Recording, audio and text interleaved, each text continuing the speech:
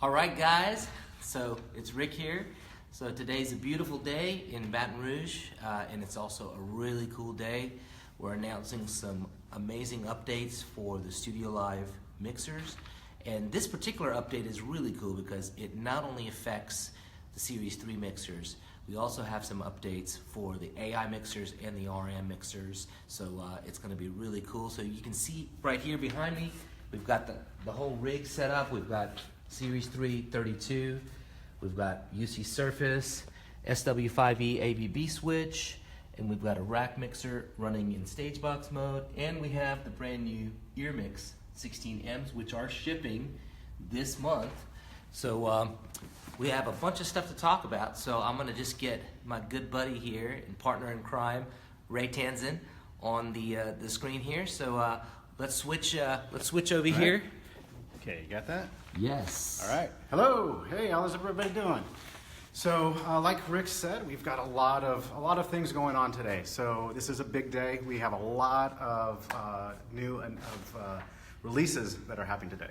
So just to kind of get things started, I'm going to walk through the list of stuff that we're releasing, and then we'll go over and I'll show you some of this stuff, and that's how it's going to be, right? Yes, that's how it's going to be. All right. So of the list of stuff, so we have a release of new UC software. So this is the Universal Control software for UC Surface that works with the mixers. So this is going to be UC 2.6. And what this is going to do is it now supports the new functions in the Series 3 mixers. There's also some new stuff for the AI mixers. We also have... And the RMs too. And the RM mixers, yes. And we have new firmware, 1.7 firmware for the Series 3 mixers. So that's all three of the console mixers as well as all three of the rack mixers that have a bunch of new features. And we also have a new firmware for the AI and RM mixers that is going into public beta. So it's not a full public release for that quite yet, but it is going into public beta, and that's going to include some new stuff and some fixes that you guys have been waiting for as well. So, you ready to dig in? Yeah, let's dig in. So, all right. Let's talk about some of the new features. So the first feature is, of course, support for the EarMix. Yeah, yes, So EarMix. these are the EarMixes. Yes, so we announced EarMix and showed them in January at the NAMM show, and we are happy to say that they are shipping now, and we also now have the firmware available for it. So there's firmware for the mixers as well as new UC Surface that includes all the stuff that you need to set up and use the EarMix products. So this can be done right from the screen on the consoles or also in UC Surface. I'll show both. Also, in case we miss any of the stuff in here, we do have videos that show how to do a lot of this stuff that are being posted up, that little how-to videos that we'll walk you through as well. But to set things up, if you go into your home menu, you go into your audio routing, you're going to see now we have an EarMix setup here. So if I go in here, I'll see the list of EarMixes over on the left-hand side. And so I select that EarMix. I can name it whatever I want. I can hit the little identify button. Check this out. When he hits that, the EarMix that he wanted to identify starts blinking. So now let's check the other one, the drummer's EarMix. So now, click on the drummer's EarMix, hit the identify button, and wabam! We've got that going. So this is really cool. I mean, when you have like 8 EarMixes on stage, it's going to be really nice to be able to kind of tell which one's which when you're setting them up. Because one of the cool things about the EarMix is that you don't have to send the same 16 signals to every musician on stage, right? That's right, that's right. And there's different ways, and that gets into one of the other new features, which is digital patching, which we're going to go over in just a minute. So, you know, if you are used to a lot of the in-ear monitoring, personal monitoring systems that are out there now, most of them all just take the same 16 channels, if they're 16 channel versions. So we do have a feature here for Apply All, that if you are setting up the system where everything is getting the same channels, when you select your AVB sends from the mixer to what AVB streams you're sending to the EarMix, you can choose to apply all, and it'll send the same streams to all of them to make a quick and simple setup. But if you wanted to separate things out, which is something that we did on the Fat Hat gig that we were doing the other day. We actually set it up so the drummer could get a break out of all of the different drum mics. So it had kick, snare was separate, the drum pad was separate, and then overheads, while everybody else just received a stereo mix of the drums. So check it out. So this was from the other night, and you can see we had for the drummer kick, snare, hat, tom 1, tom 2, tom 3, overhead. So he had every drum individual. And then we took some auxes from the board and had just basic, kind of sum together of a drum mix, bass mix, keys mix, all the guitars, all the horns, all the vocals, percussion, and click. But what's great is let's say for the singer's ear mix, you could set up a separate 8 channels, and you can get those streams basically from anywhere, from inputs, auxes, subgroups. That's right. And so how do we do that? We do it with digital patching.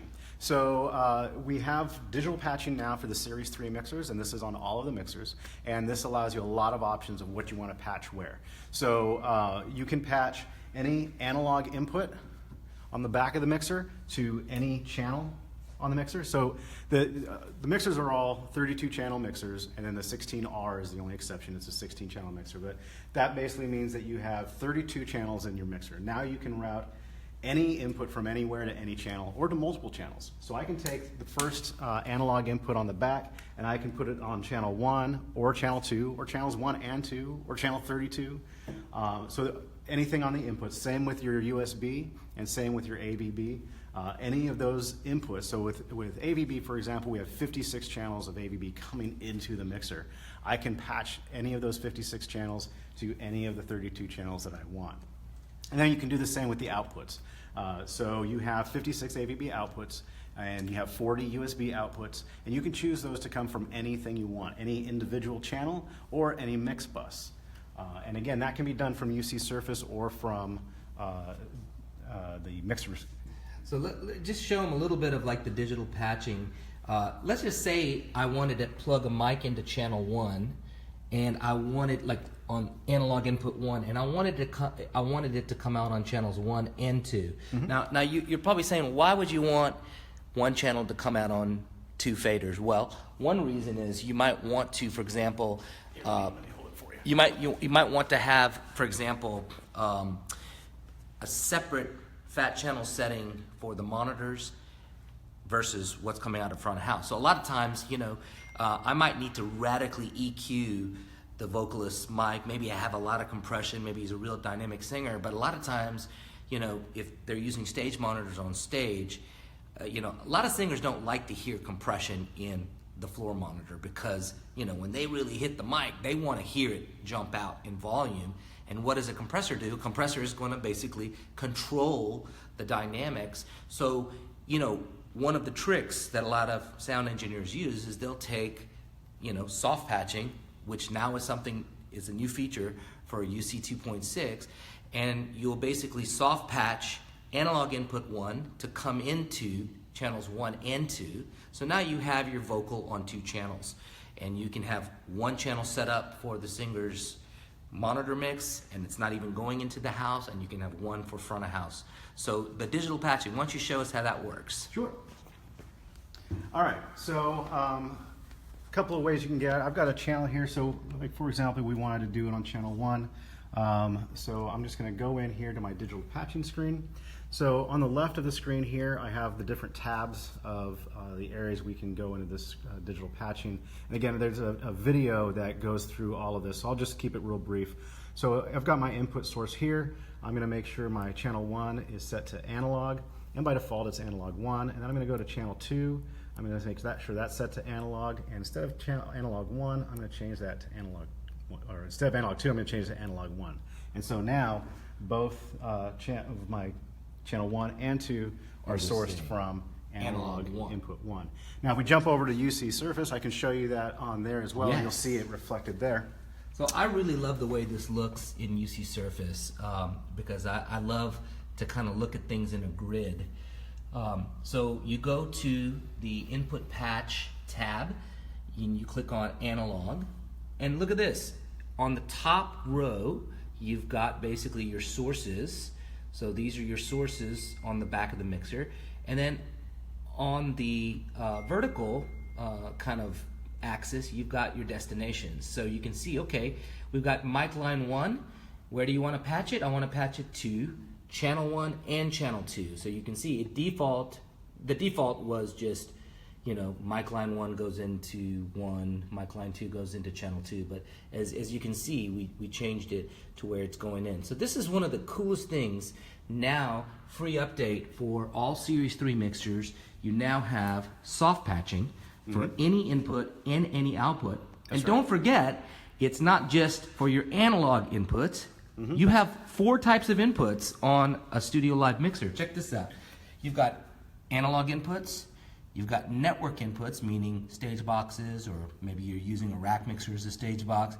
You've got USB inputs coming from your computer, and you've got SD card inputs. So you could have a multi-track session coming in on an SD card, and you can soft patch any of this using the screen right here, or on UC Surface on your computer.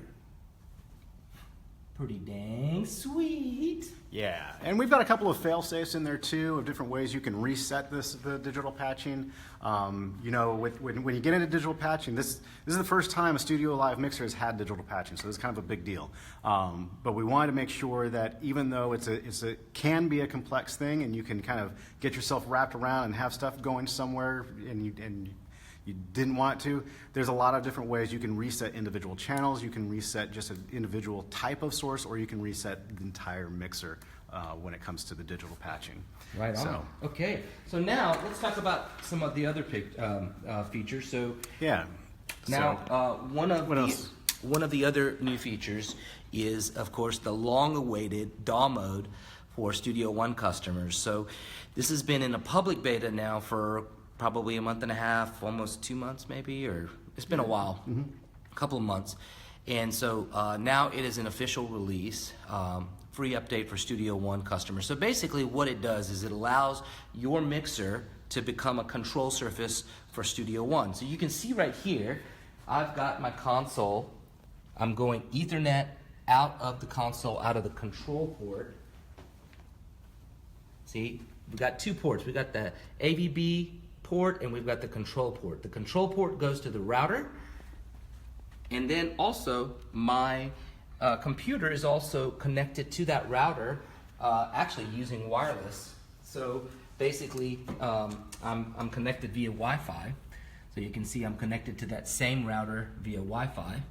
Okay, and if I launch Studio One, for example, then all I have to do is, once these are all on the same network, I just hit the UCNet button, and once I hit the UCNet button, you can see right here, I can pick software control, and I'll pick my MacBook Pro. And then the other thing that you can do is down here, see the default is for the transport to, this transport right here defaults to controlling the SD card, but I want it to control Studio One in DAW mode. And then all I have to do is hit the DAW button, and wabam! So what we have here now is that, as you can see, my meters in the Studio One are now, anything that I do in DAW mode is going to control those meters. So I'm controlling the meters just like this. Of course, When he says meters, he means faders.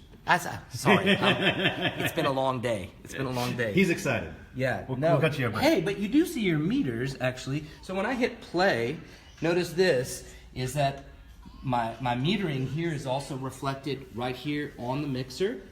The other thing that's reflected is, check this out, your channel colors. So you can see channel 1 is blue and channel 2 is red, and you can see down here, and see I can actually turn on my little, let me turn on my little colorize, so now you can see really what's happening. So you can see channel 1 is blue and channel 2 is red, and in the same way, automatically, my select buttons change to whatever channel that you've selected in Studio One. You've got your channel names up here. You can see your automation mode, if it, whatever mode it's on. When I select a channel, you can see right here, the panning for that channel is right here in the top. I can also put that channel into record by hitting this button right here. And the other thing that's kind of cool is if I hold down the record button, I can record enable and check the status of any channel that's in record. I also can control my routing, so input source, output source, I can control right here, which is really slick. So, okay, I'm changing my output of this channel to sub 1. You've got your automation mode, and also right here in the screen, you've got your different automation modes that you can just put on. You can put plugins on really simply as well. I mean, we've got a whole overview video for DAW mode as well, and you can support all your plugins. And now, the big question I'm sure you're asking is what about other DAWs? Logic, Cubase, Pro Tools. We are working on Huey and MCU. That's going to be the next probably big update that is going to be coming out in the near future, and we're working on that next. So that's going to happen as well, but first we wanted to get the Studio One implementation out. And here it is. So it's really cool. I can hit stop right here, and it controls the transport, and it's rocking. Okay, so the next thing we can talk about is some new workflows for DCA filter groups and mute groups. So this is something that I think is really, really slick. I'm going to let Ray, so he hit the DAW button to bring us back into mixer mode. Yeah. So let's talk about the new DCA mute workflow. Yeah, so we've gotten a lot of feedback from customers. We actually have a method of getting feature requests from customers on our website. There's a section called Answers. So if you go to Answers, there's actually a section in the Answers part of the website where customers can submit questions, but there's one specifically for feature requests. And the great thing about this tool is you can submit a feature request, share that link on social media, and then anybody can vote that feature up or down.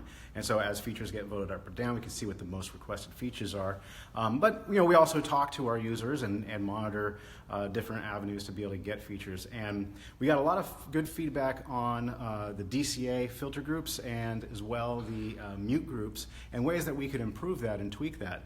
So this release includes updates to both of those. The first is with DCA groups. So we've changed two things on DCA groups. We've changed how they're created and how they're edited, and we've also added a user option in how they function. So now you used to go into your DCA groups and there was a plus button here, and that was the only way that you could create a DCA group or edit a DCA group. Well, now you do it directly from the mixer. So if I go into my DCA groups layer here, so I've got my DCA groups, you'll see I've got 24 DCA groups, but if I just push and hold one of the select buttons, it puts me into DCA assignment mode. And you can see there's a DCA group already created, so I can see what's in that group. I can add items to the group, I can remove items from the group, and as soon as I release the button, it'll show me that DCA. And that's pretty slick because now, even in the middle of a show, it's very easy to create a DCA group or edit a DCA group on the fly. Yeah. So you don't need to go to the DCA group screen anymore, just do it right on the mixer. The other thing that we did with the DCA groups is we added a new mode called traditional DCA. So we've got that option here in the group mode here. So one of the things that we did different with our filter DCA groups is it acts more like a group does in your DAW, where when you are in a group, when you move that the group master, it also moves the fader of the individual kind of like channels. this. You see how I'm moving my DCA master, and it's moving all of these channels. Right.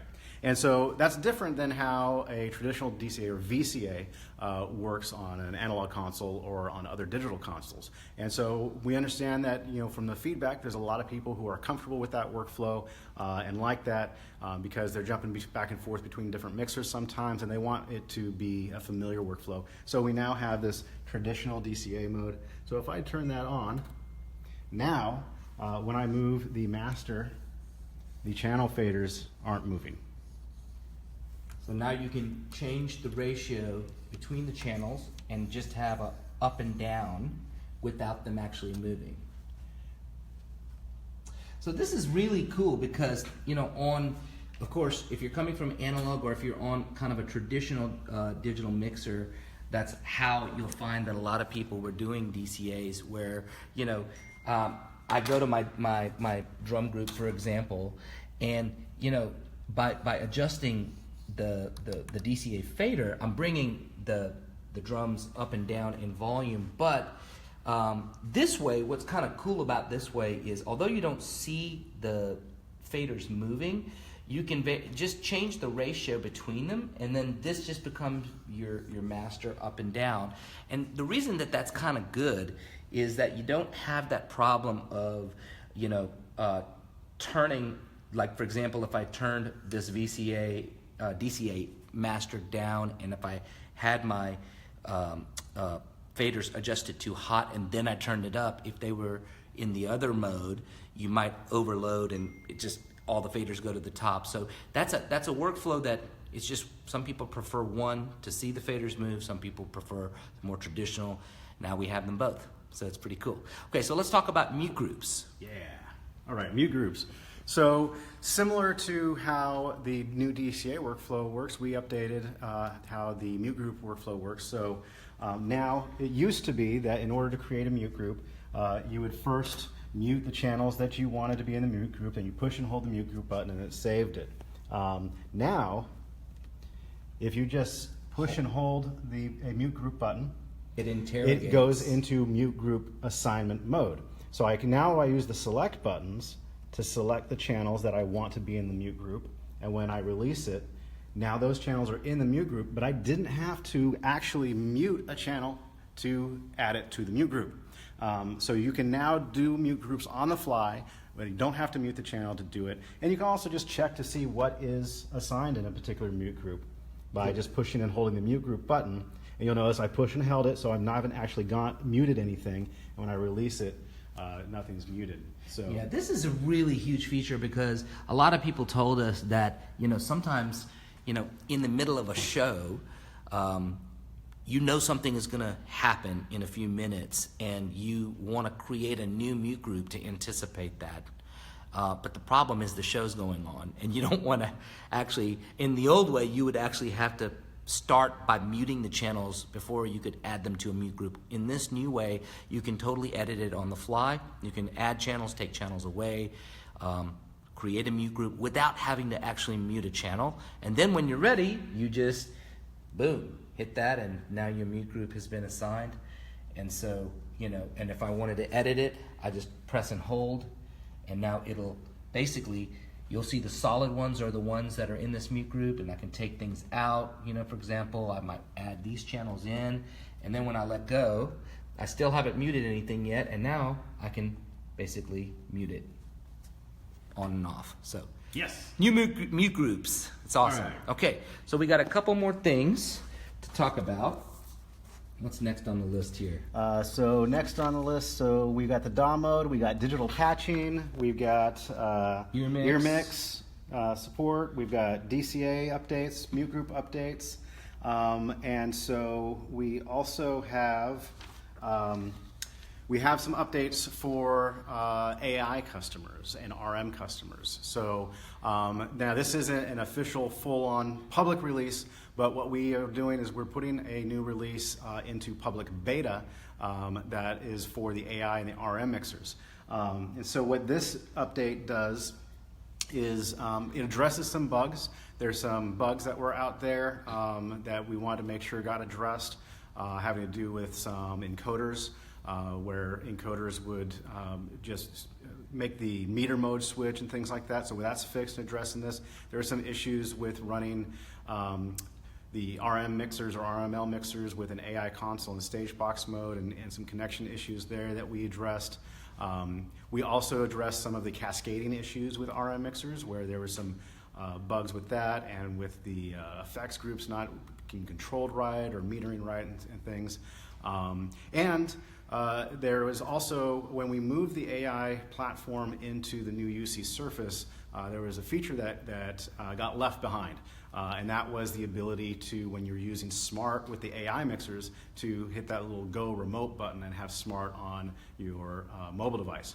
Well, that is now in UC Surface. So we have that is now for AI and RM customers. When you're using Smart you now have the ability to go remote with Smart and have it on your iPad or your Android tablet. So again, that is in public beta. That's not a full public release, but if you want to check it out, we encourage you to do that. That's available on our forums as long as you have the mixer registered to your page. Okay, so why don't we take a couple of Questions? Yes, let's do it. All right. Okay.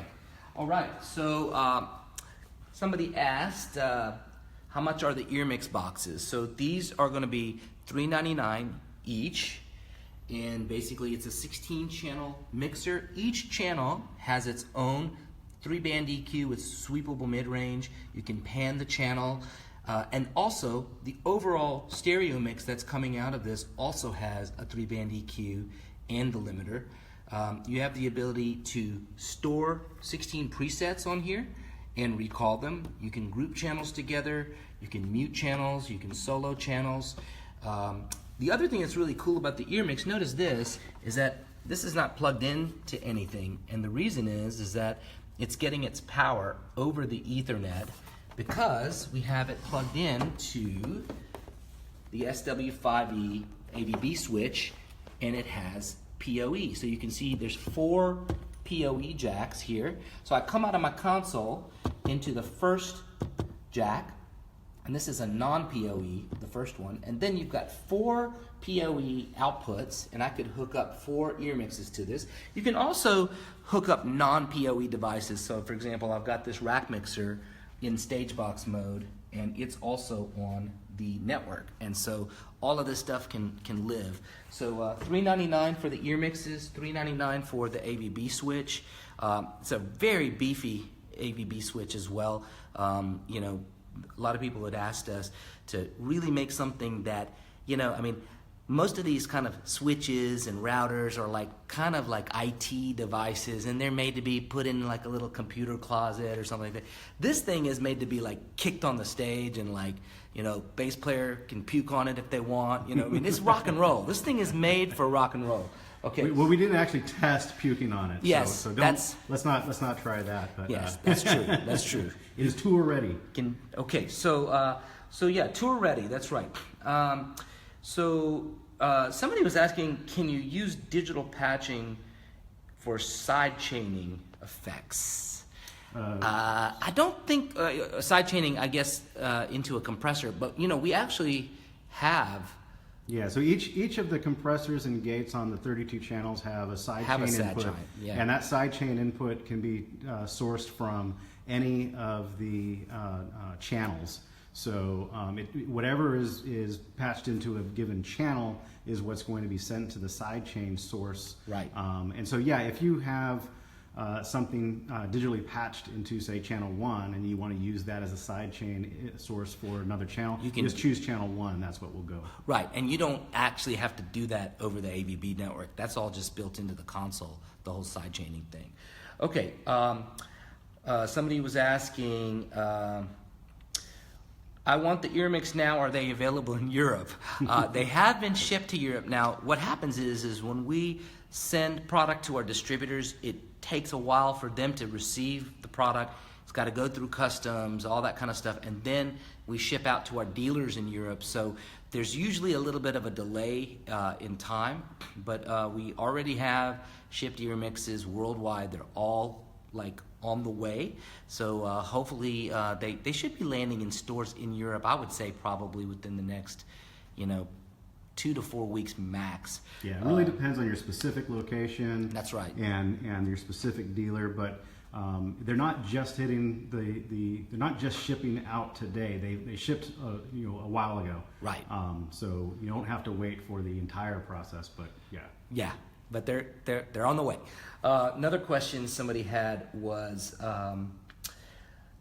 does the DAW mode work for the AI mixers? Unfortunately, it doesn't, and the main reason is that the Series 3 mixers have moving faders, and so in order to control the DAW, to be able to have the recall between, for example, if you have a 32-channel console but you had a 128-track session in Studio One, you would be able to bank on the Series 3 mixers to the next layer. So you could do channels 1 through 32, then you hit another button, and now you have tracks 33 through 64, for example.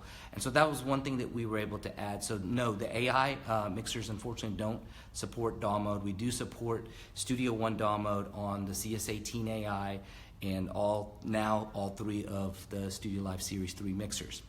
Another question somebody had was, this is a good one. Why did we decide not to include onboard Wi-Fi with the Series 3 mixers? I mean, I can tell you from my perspective, one thing that we found was that the little Wi-Fi dongles that we used to use with the AI consoles, they were not bad at all for, I would say, short distances and that kind of a thing.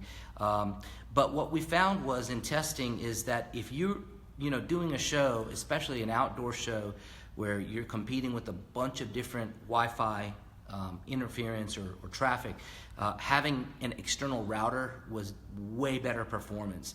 The other thing too is that we were using a proprietary little Wi-Fi dongle for the AI mixers, and if it got lost or broken, it was kind of hard to replace. So we just didn't want to put that extra thing on our customers. Now a lot of people asked us, why did we not have the built-in Wi-Fi on the new rack mixers? Okay, because there's a couple of mixers out there that do have the built-in Wi-Fi, and the best answer to that question is because we wanted it to work.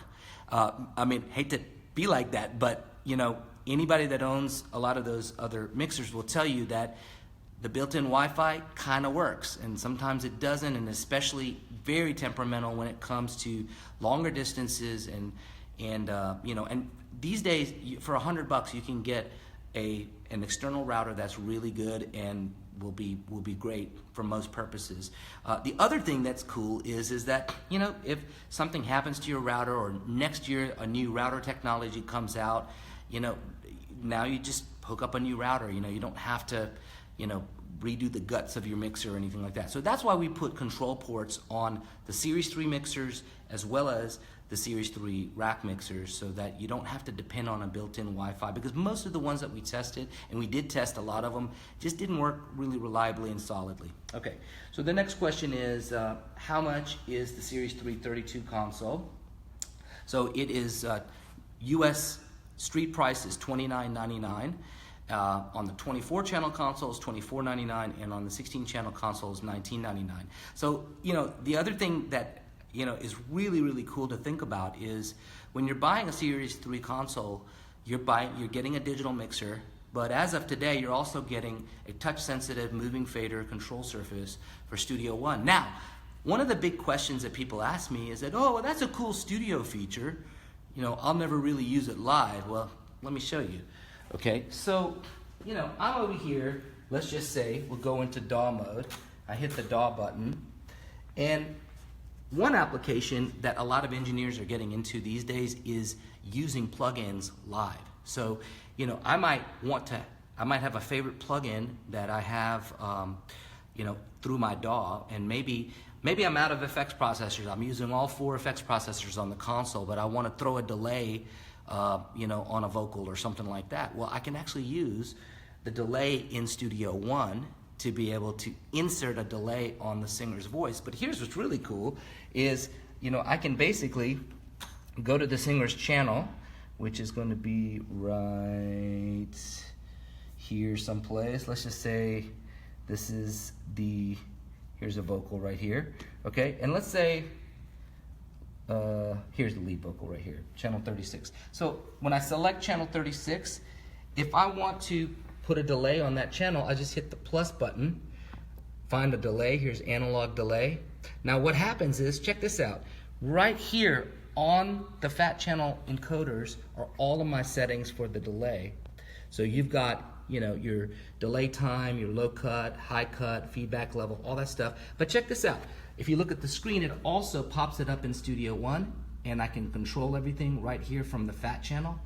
Now, if I'm in the middle of a show and I need to make an adjustment to this delay, and let's say I'm right here in regular mixer mode, I'm on the vocal channel, and I need to get to that delay, all I have to do is hit the DAW button, go to channel 36, hit select, and then just hit that delay button right here, all the parameters come up right here on the fat channel. I mean, that's an amazing workflow. You never have to reach for your mouse. You never have to deal with any of that. And then when I want to go back to mixing the show, I just hit one button, boom, the DAW button, wha-bam, we're back. Now, the other thing is backing tracks. So a lot of bands today are using multi-tracks to perform along with. So, you know, a lot of times they're like, hey, you know, I don't have a string section for my band, so I can use some multi-tracks. And from the DAW, I can play these multi-tracks back. And basically now, not only do I have control over playing and stopping the multi-tracks like this, but let's say if there's a problem, like maybe there's that one string patch that's too loud, okay? Now I don't have to grab a mouse, I don't have to do anything like this, I just hit the DAW button, wha-bam. Now I'm controlling the faders in Studio One. I can go like this, turn down that offensive whatever it was, and hit one more button, and now I'm back to mixing the show. So that type of fast integration between your backing tracks and your live mix is something that there's no other mixer on the planet that does this in this way that quickly. And then also having control over your plugins live is another really cool benefit for live guys. And then of course, if you're a studio guy or you're somebody that wants to record at home, this mixer is great for that purpose as well, because you can also use some of the same tools. Of course, the control surface mode, but it also is a recording interface. So, you know, on every single channel, you know, you've got mic preamps, and you also have the state space model plugins on every single channel. So just from within a channel, I can select a channel right here. I can pull up an EQ, and I've got not just the standard EQ, but I've got vintage Neve models. I've got a Pultec model. You know, different models for the compressors as well. So LA2A on every single channel, and I've got the 1176. And these models are actually living on the DSP of the console, but we also have these available in Studio One, so as a native plugin. So basically you have this really cool kind of interaction between what the artist is hearing in their headphones or monitors and what's happening after the fact in the DAW. So really, really cool. Okay, we'll take a couple more questions. And yes, some people missed the fact that DAW mode is now official. So Studio One DAW mode has been officially released in this update. It's a free update for Studio Live customers. So all you have to do is you have to update UC Surface. You also have to make sure you're on the latest version of Studio One. You can get both of those from your user account just by going to my.presonus.com, log in, download everything, and then you'll be good to go. We also have, if I'm not mistaken, a new UC Surface Android update, a new QMix UC for iOS and Android, and a new Capture update as well. So it's a really huge update for us, and it affects not just the Series 3 mixers, but also the AI mixers, and the RM have a really cool open beta version that fixes a lot of issues, but then we also were able to bring back the Go Remote functionality for smart users. A lot of people really wanted that, so we wanted to do that. And it's a really cool update. It's absolutely free, and we're already working on the next update, which is going to be for the stage boxes. So just to give you a little sneak peek, this is the NSB. Upside down. Oh, upside down, my bad. The NSB 16.8. So this is one of two different stage boxes that we have. So this one has 16 inputs, 8 outputs. It also enables you to have a built-in AVB switch. So you can plug in straight here to the first stage box. You can go out of this AVB jack and chain a second stage box. So let's say I wanted to put this one by the drums, then I wanted to have another stage box on stage left, maybe I wanted another one on stage right. You can just daisy chain these together. The other thing that's cool is, guess what? You can come off of one of these straight into another AVB switch or directly to an ear mix. And so all of this stuff lives on the same network. It's really easy to patch things together. The other little thing, and I gotta give a little shout out here to I hope Johnny Doyle is watching right now. He's one of our guys that works for PreSonus Europe, which is our European office in Ireland. And Johnny, I was showing this product to Johnny this is probably 6 or 7 months ago, and at that time he was using another brand mixer, and he told me, he does a lot of live sound gigs. He was like, man, if there's any way that we could put a locking connector on the stage box, because inevitably some musician is like rocking out a little too much and they step on the cord, and guess what, if you step on the cord of your stage box, all of a sudden, if it loses power, the show stops, because that is the end of the show. So I actually made a video and I sent it to the product manager, and they said, man, sorry, Rick, we just went into production, and maybe we can do it on the next version. I'm like, oh, dang, And then guess what?